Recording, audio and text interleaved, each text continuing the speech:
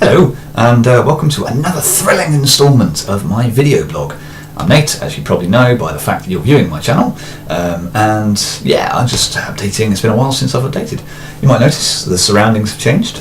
It's because I am moving back in with my mum. Yeah, I know, 28 years old, moving back in with your mum, but the thing is, I've got a reason for it, is that I'm saving up money because I am moving from Exeter down in the southwest of England up to London to be with my wonderful fiancée, who you can actually view her channel, which is Pumpkin in the Face.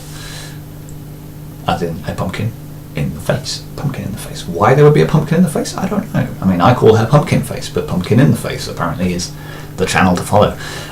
Yeah, so basically I'm moving down here, so I'm saving up money, so I'm going to move to London, and that'll be lovely. I was originally planning for it to be about the end of this year when I move up, but apparently the job market up there is quite savage, so I'm gonna basically there's no rush is what I'm saying. Is there's plenty of time, and yeah, there's loads of time. The other thing I want to talk about is that about jazzandjess.com, my webcomic. I've had a lot of ideas about what happens after they leave Funky Town, and it's not a major spoiler to say that because they will be leaving it at some point. I mean, if you're reading the comic now, the whole island is infected, so they can't stay there forever, can they? So they're going to leave, and they're going to go to the mainland, which you may have come across in various media around the world. The mainland is the closest city is a town called Malice. Clash reference. No, is that the Clash or is that the Jam? That was the Jam. I think so. Yeah, so they're going to Malice, and I wanted it basically to be like Funky Town.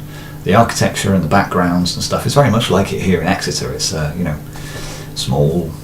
It's an island town in Funky Town, but here we're like Riverside-ish sort of town. Whereas London is a big city. It's and I want all the architecture in Malice to sort of represent it.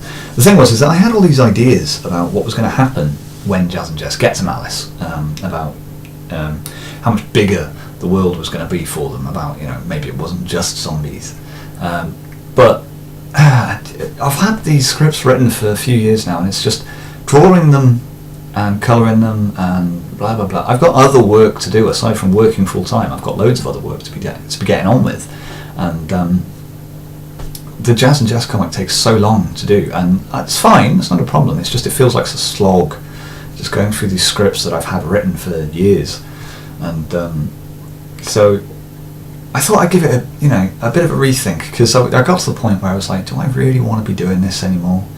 I love Jazz and Jess. I've had Jazz and Jess as characters since I was in high school. I'm 28 now, and I finished high school in 2000.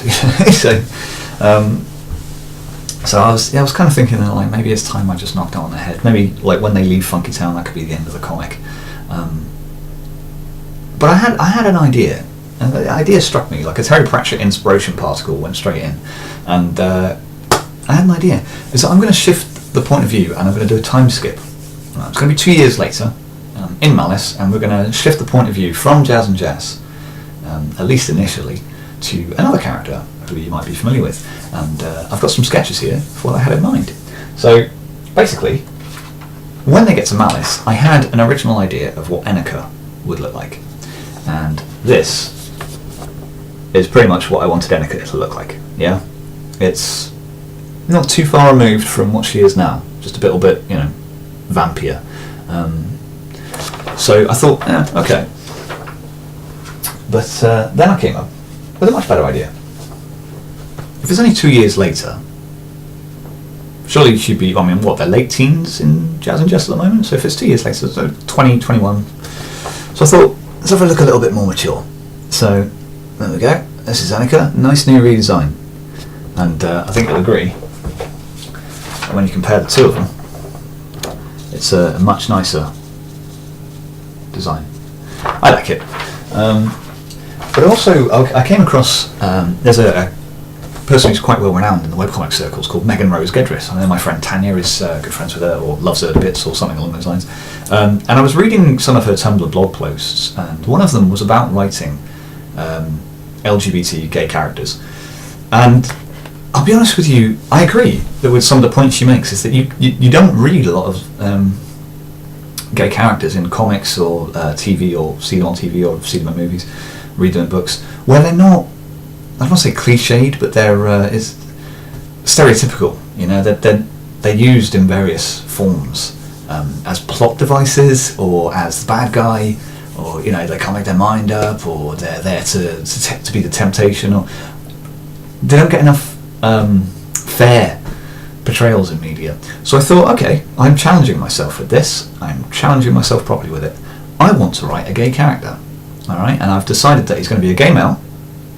He's going to live with Annika, and he's going to basically be the same as any other character. He's going to be a normal guy. His sexuality is not going to define who and what he is. He's not going to be stereotypical. He's going to be a normal guy. So I've come up with this character. I've recently, a little while back, I drew these guys. Okay, you might have seen them on DeviantArt, and they're a band, as you can probably tell by the microphone. And basically, they're a band, and I wanted to do something with them. And the initial idea was that I would just have them in the background. They'd be recurring characters. But I figured, you know what, I need to design the best, the flatmate, the gay guy. So here we go. Alright, this is David. Okay, he's a pretty normal guy. Always got a laptop bag with him, you know. And the idea was, I thought, well, I've come up with an idea for a job for Annika, so this guy needs a job. And I figured, well, she's living in a big town, a big city, so why not have her flatmate be somebody at least a little bit successful? So I figured, well, why don't he not be the manager of, but at least be the promoter of the band, and that the band would perform in there, or not perform, but practice or rehearse in Annika and David's flat. And I thought that would be quite a nice idea. So it was sort of following Annika for a bit, like I say, at least initially, and so that'll be that. And I figured, like, you know, it'd be nice to actually present a gay character online in a webcomic who is not A, a stereotype, B, a cliche, you know, C, D, E, F, G, just seen something you've seen before. I just want this guy to be a normal guy, you know. I'm quite proud of the fact that I write my female characters. I mean, Annika can be a bit of an exception, but I'm quite proud of the fact I write my female characters with no gender bias. Jess is Jess. I write her the same way that I would write Jazz. The dialogue wouldn't be any different. You know, it's yeah, and so I figured, well, why would a gay character be any different? Sure, he's gay, so what? Get over it, you know. So yeah, so that's that, and that's one of the plans. So all of this creating stuff again now has really made me want to crack on with Jazz and Jess, and it's just reignited the fire. So that's basically what's going on with that. And I've been, you know, there's been the odd tweet from me here and there saying about, like, oh, you know, I'm not proud of Jazz and Jess, or blah blah blah blah blah. This is why, and this whole creating thing again has really lit a fire up under my ass, and I've gone jumping up through the sky. The other thing I had in mind, I've only got some little biro pen doodles here, but I want to expand on the T-shirts that I'm selling. So first things first, this T-shirt, it says Zombie Couture, or initially on the original picture I did of it is Zombie Grunge Fashion, and this is going to be the logo that Jazz wears on his T-shirt. Okay, the Zombie Hunter one we've seen before is currently available. And this one we've got Bite Me, unless you're a vampire, werewolf, blah blah blah, you know, all that sort of stuff. Then we have this one here. I started off with this one, but I don't like it. We've got this one here. That's going to be another design. I've got a zombie to-do list: Shuffle, Groan, Shuffle, and Brains. Which not so much a funny story, but interestingly enough, Shuffle, Groan, Shuffle was my first username on the Resident Evil fan forums, and Brains is my current one. And then we have this one. A little bit of a message: zombies are not boring. I have feelings, you know. Yeah, and those are the T-shirts that I'm working on at the moment. So that's pretty much what's going on with Jazz and Jess. So I'm very much looking forward to moving to London. I'm very much looking forward to getting Jazz and Jess and the characters out of Funky Town so I can crack on with this. I'm not sure whether to actually stop jazzandjess.com after they get off of Funky Town and start a new comic from this new point of view, or to just black screen 2 years later, carry on. It'd probably be a lot easier if I just carried on, I suppose. I'm not David Willis, you know. I'm not going to have this, read this comic and then read that comic, and blah blah blah blah blah. You know, have all these different comics that you've got to wade through to get the whole 15-year history of his story. You know, so that's that. I don't think there's anything else to really talk about. I'm working a lot on some Transformers projects on DeviantArt. There's 2 projects that I'm aware of, aside from the Mosaic project, which is kind of official, sort of not. There's Seeds of Deception, and there's Transformers: The Lost Seasons. And you might know that if you've ever watched the original Transformers cartoon, it was all the characters that showed up were the waves of toys that were available. So in the first series you have X amount of characters, and that's because those were the toys you could buy. The second series starts up, and you've got new Autobots and Decepticons who just show up from nowhere. And it's like, oh, where the hell did they come from? There's no explanation given. They weren't on the Ark when they crashed on Earth in,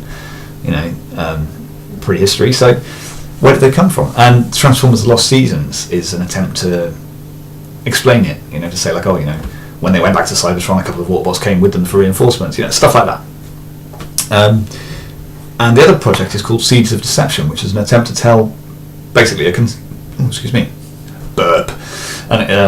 concise history of how the war started. And for one of these projects, there was an old a trigger bot called Override, and here he is. Now, I uploaded this to DeviantArt, and I've got his alt mode here as well. Hang on, come here, you. Got his alt mode. So at the moment that's the original. That's what the toy looks like, basically. That's basically just a drawing of the toy. So I've started redesigning him to be a modern motorcycle. So basically that would be his Cybertron mode, and the new one would be his Earth mode. So that's kind of cool. So I'm getting asked to do that, which is nice. I love Transformers. Other than that, nothing much else going on. Just Jazz and Jess. So thanks for listening, and that'll be all. I'll see you next time.